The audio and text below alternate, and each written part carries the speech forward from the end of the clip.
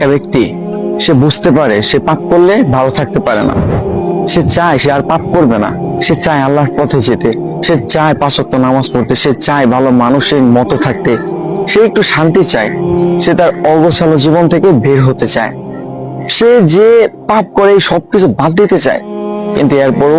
মানুষের ধোঁকা, নিজের পরিবেশ, শয়তানের ধোঁকা, নিজের নফসের ধোঁকা, এই সবকিছু মিলে পাপ করে ফেলে। জানেন, এরকম অনেক ব্যক্তি আছে যারা এই অবস্থার মধ্যে আছে যে সে পাপ করতে চায় না, সে পাপের মধ্যে যেতে চায় না, কিন্তু এরপরও নফসের ধোঁকা, শয়তানের ধোঁকা, আজে বাজে মানুষদের সাথে মিশে বিভিন্ন ধোঁকায় পড়া, এই সবকিছুর কারণে সে পাপ করে ফেলে, সে ভুল করে ফেলে। কিন্তু একটা মানুষ সে যখন ভুল করবে, আবার তওবা করবে, আবার ভুল করবে, আবার তওবা করবে, এই মানুষটা যদি এইভাবে চালায় যাইতে থাকে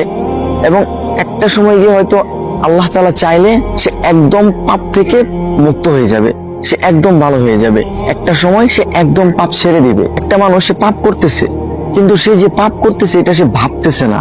এটা ভুলটাকে সে ভুল মনে করতেছে না, পাপটাকে সে পাপ মনে করতেছে না, সে একটা খারাপ কাজ করতেছে, সে পাপ করতেছে, তার কাছে মনে হচ্ছে না যে এটা ভুল, এটা খারাপ, এটা পাপ, আল্লাহ তাআলা এটা অপছন্দ করেন, আল্লাহ তাআলা এটা থেকে দূরে থাকতে বলছে।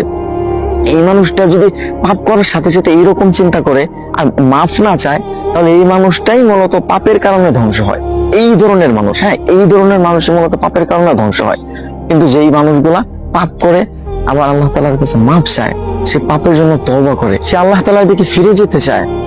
এই ধরনের মানুষ ইনশাআল্লাহ একটা সময় গিয়ে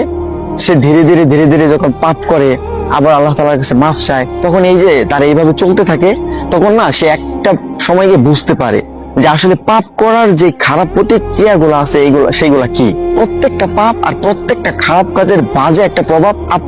আপনার জীবনের উপর পড়বেই পড়বে। সুতরাং আপনি পাপ করতেছেন, আপনি ভুল করতেছেন, আপনি ভালো হতে চাচ্ছেন, এইটা একটা ভালো অভ্যাস যে